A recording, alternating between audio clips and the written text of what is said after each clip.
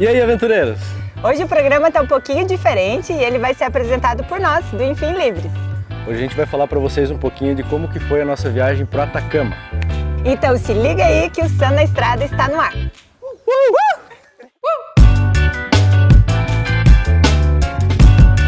Essa viagem a gente já tinha vontade de fazer há muito tempo. E foi num acampamento que a gente foi para onde? Para as pirâmides. Para as pirâmides. A gente foi com o Jean e com a Adri e decidimos fazer essa viagem juntos. A gente brinca e a Adri fala muito que a gente chipou, porque a gente é o Enfim Livres e eles são os livres, leves e soltos. Então a gente chipou porque ficou Enfim, livres, leves e soltos. E ficou o nome da expedição, inclusive, né? Expedição Atacama, Isso. Enfim, livres, leves e soltos. E daí começou as preparações, a gente se encontrou presencialmente, fizemos várias reuniões também via internet para a gente preparar, programar a viagem, né? Tínhamos uma planilha com tudo detalhado e tal, que acabou, claro, tudo dando diferente do que isso. Foi muito legal, a gente saiu um dia antes deles e nos encontramos lá na fronteira já, do Brasil com a Argentina, na primeira fronteira. A gente tinha duas fronteiras importantes para passar. Uma era da Argentina, por causa do Covid, a gente não sabia como ia ser, apesar de já estar quase tudo liberado, a gente sempre fica aquela tensão. E a segunda fronteira difícil, que era a fronteira do Chile, a mais temida de todos. Todo mundo fala que é difícil.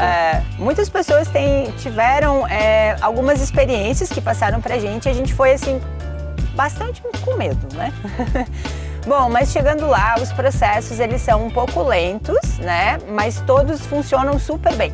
Então você vai passar por um processo que é dentro da Argentina, passar pela fronteira, onde a gente vai fazer a declaração jurada de saída da Argentina e depois você passa para o Chile. Lá eles vão revistar o equipamento todo, vão abrir gaveta, vão abrir tudo para ver o que você está levando. Caso você esteja levando alguma coisa que não possa ser levada, tipo fruta, sementes, é importante você informar para eles já na declaração jurada e mostrar, ó, eu trouxe isso aqui, não sabia se podia ou não, eles vão recolher ou vão deixar você passar, né? Então eu acho que esse medo existe com muitas pessoas, mas com a nossa experiência foi muito boa, foi tranquilo. E uma dica única que a gente pode dar é chegue antes do meio-dia, porque eles encerram a fronteira às 7 da noite. Se você for no inverno, é muito frio.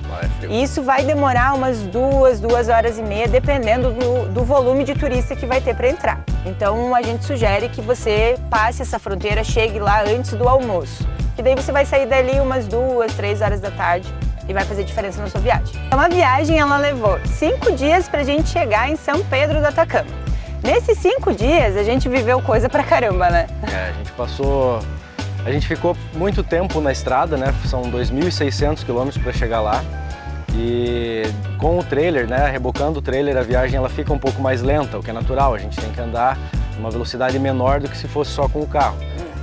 Mas foi muito legal, a gente passou por muita paisagem linda, né? A Argentina, o norte da Argentina, a gente acha fantástico, muito lindo mesmo. Poderíamos ficar muito mais tempo lá. Eu acho que mais as paisagens bonitas do que rebocando o trailer deixou a viagem lenta. Exatamente. Porque dá aquela vontade de, vamos parar aqui. Tirar uma foto, vamos filmar aqui, porque é muito bonito.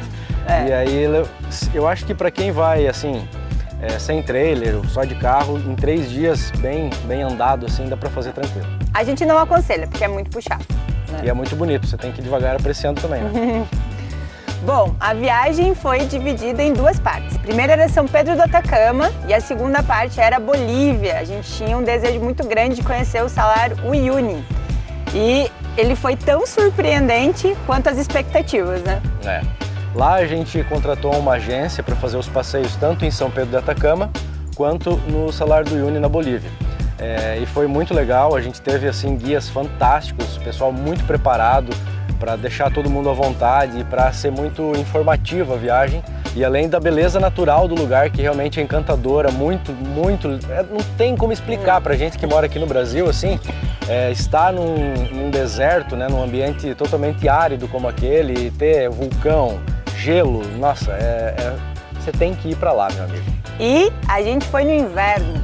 Esse era o nosso maior medo, eu acho, tanto nosso quanto do Jean e da Adri, porque são temperaturas que a gente nunca vivenciou antes, não sabia se ia estar preparado, né? E além do frio, tinha a questão da aridez do lugar. Então a gente sofreu um pouquinho assim com nariz ressecado. Qual a melhor roupa para ir para o Atacama? todas as que você tiver que sejam quentes, porque faz muito frio no inverno. Teve dias que durante o dia a gente pegava 20 graus, mas à noite caía para baixo de zero todas as noites, assim. E o frio mais intenso que a gente pegou foi na Bolívia. Só que a gente estava com os guias, né? Durante o dia a gente fazia todo o passeio com os carros, com o guia, com os carros da agência. E à noite a gente dormia em pousadas, então por isso já era um pouco mais confortável e as pousadas muito preparadas, com bastante coberta mesmo, ficava até difícil de se mexer na cama, assim, de tanto coberto. Mas lá a gente pegou menos 11, né? Pegamos menos 11, menos 12, até nos passeios do início da manhã. No dia do salar mesmo estava muito frio, mas estava muito lindo, o sol nascendo assim daquele horizonte branco, morrendo de frio, mas só queria estar lá fora do carro e não tinha problema nenhum. No primeiro dia que a gente passou a fronteira da Argentina, a gente ficou num camping, porque a gente pesquisou ali, viu que ia dar certo mais ou menos pela quilometragem que a gente ia conseguir fazer naquele dia, e a gente acabou ficando no camping em Ituzaingó. Fica nas margens do Rio Paraná, um lugar lindo, um lugar que dava para ficar assim uns 3 dias para aproveitar o lugar realmente. Parece o Pantanal, né? Um lugar que o bioma é muito Pantanal. O Chaco na Argentina, antes e depois ali de Resistência, por ali, lembra bastante o Pantanal. E depois os outros 2 dias que a gente ainda teve que dormir na estrada até chegar em Purmamarca, a gente ficou em posto de gasolina. E em Purmamarca nós dormimos num camping também. Isso. E daí subimos a cordilheira, passamos para o Chile, e lá no Chile a gente ficou todo o período lá num camping chamado Andes Nômades, que foi assim muito, muito legal. E no posto foi muito tranquilo também, a gente só conversou com os frentistas e foi de boa, né? A gente estacionou super bem, com luz, com água. E acho que um ponto bem relevante da viagem foi o combustível, porque a gente foi numa época de escassez de combustível. Então, realmente, a gente passou por postos que tinham cotas de abastecimento, então entre 5 mil e 7 mil pesos, e teve postos também que não tinha combustível. Então, a gente adotou uma estratégia boa, né? A gente ficava de olho no marcador de combustível. Quando chegava perto de meio tanque, a gente já parava num posto e abastecia, né? E por isso, já pensando que podia acontecer justamente isso, de faltar, e a gente tinha como chegar no próximo posto. Teve uma vez assim que foi mais tenso, que o Jean já estava com o tanque dele abaixo da metade e ainda faltava 140 km para o próximo posto. E aí a gente ficou meio com medo, mas deu tudo certo, a gente chegou e tinha combustível. Bom, os campings a gente procura por alguns aplicativos que a gente usa, né? Então, para a Argentina, o que mais tem é o iOverlander, que eu acho que e o Google.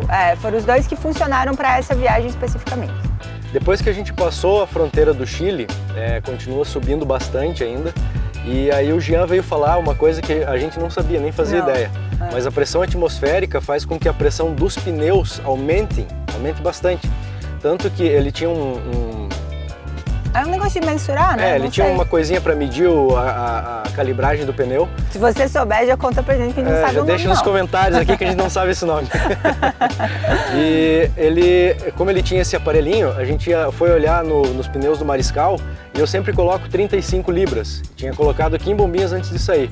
E tava com 45, sendo que o máximo nos pneus é 42 que diz ali. Então foi uma sorte, a gente foi lá e murchou um pouco, porque a diferença, né, da pressão atmosférica faz com que aconteça isso. A gente sabia já porque a gente já tinha ido para lá até umas partes ali da Argentina, que é bastante altitude também, e a garrafa d'água assim ficava toda espremida assim, ela estava fechada e ela espreme, porque dá essa diferença de pressão.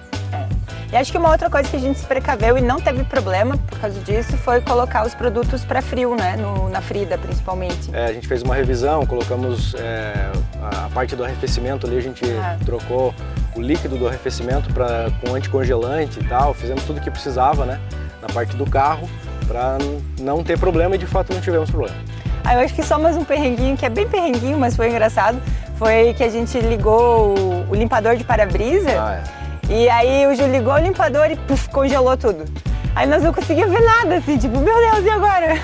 Eu imaginava que isso ia acontecer, né? Mas aqueles, liga pra gente ver. Não deu. Aí vimos, congelou. Congela, mesmo. Gente. Se você tiver uns 7 negativo e a uns 3 mil metros de altitude, não liga o limpador. Não liga, vai congelar, com certeza. Bom, e viajar com o Jean e com a Adri foi muito legal, eu acho que principalmente por a gente se sentir seguro, sabe? Então, em vários momentos, assim, saber que eles estavam junto fez toda a diferença, inclusive nesse do pneu, porque a gente talvez poderia ter passado por um perrengue muito grande se a gente não tivesse junto com o Jean. E fora a alegria, assim, de compartilhar, de contar, de viver essa experiência, porque o compartilhar é viajar de novo. Então, estar junto ali com eles e ver a visão deles sobre uma mesma coisa, um pouco diferente, enriqueceu muito a viagem. Então, eu acho que viajar junto tá ok. E o Jean e a Adri também tem um canal no YouTube, os dois canais estão contando a história dessa viagem, então se você quiser acompanhar, Enfim Livres e Livres, Leves e Soltos. Isso. Bom, a nossa experiência com o Sam já é a nossa terceira viagem longa com ele, para lugares quase off-road. A gente brinca muito que o Sam não é off-road, mas ele se tornou off-road com a gente. E o Mariscal, ele se comporta muito bem, então eu vejo que ele é leve, ele é prático. A gente já tem uma sintonia muito grande de fazer a montagem, desmontagem durante as viagens. Viagens longas, você tem que dormir no posto, por exemplo. Você não vai montar toda a estrutura, então ele é muito prático para a gente poder dormir, cozinhar, tomar um café da manhã gostoso. E realmente ele se tornou a nossa casa. E agora era a viagem que a gente tinha um pouco de receio por conta da altitude mesmo, né? Do frio, principalmente. E agora com o isolamento térmico que a gente se aventurou a fazer e deu certo, ele tá perfeito. A única coisa que a gente precisa acrescentar, que é nós que temos que fazer, é colocar uma água quente na cozinha. Que quando a gente pediu o nosso, a gente não colocou. E isso é uma coisa que a gente vai acrescentar. Já pega um teu com um misturador na torneira da cozinha também, porque vai fazer diferença. Faz muita diferença. De resto, sim, o Mariscal é só alegria. A gente é muito, muito feliz com ele. E essa viagem? Foram 19 dias no total, entre sair de casa e chegar em casa de novo. Poucos dias, a gente gostaria de ter ficado mais, mas foi o que deu para fazer. Se tivesse 10 dias, a gente teria ido mesmo com 10 dias. Foram 5.500 e poucos quilômetros de ida e volta. Gastamos uma média a Frida fez uma média de 9,2 km por litro de diesel. Na Argentina o diesel está muito mais barato do que no Brasil, então foi o que ajudou a baratear um pouco a viagem também, equilibrou os preços assim. E principalmente lá em São Pedro, que foi assim o destino, né, que a gente foi até lá mesmo para conhecer o lugar que a gente não conhecia. Os passeios realmente foi o que coroou assim essa nossa viagem. Tanto em São Pedro de Atacama quanto na Bolívia, né, no Salar do Uyuni, é uma coisa fantástica assim. Você pode, em relação às agências lá, você pode tanto contratar aqui do Brasil mesmo, né, via online e tudo mais, telefone, ou mesmo chegar lá e contratar lá. Você pode talvez perder o primeiro dia lá, né, para fazer esse orçamento e tal, mas na Caracoles, que é a rua principal lá de São Pedro, tem muitas agências, a galera fica na rua, tipo, pegando assim pra você. Eu sugiro você tomar um bom chopp e sair pela rua Caracoles lá e contratar por lá. Só não toma muito, senão eles vão te enrolar. Uma coisa importante também, nós fizemos o Salar Uyuni sem a Frida e sem o Mariscal. A gente contratou agência. Essas agências têm carros 4x4, que normalmente você pode contratar o serviço individual, ou 4 ou 6 pessoas por carro. Por quê?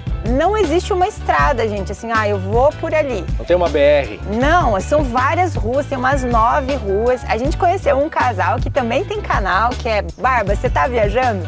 E ele foi de Kombi.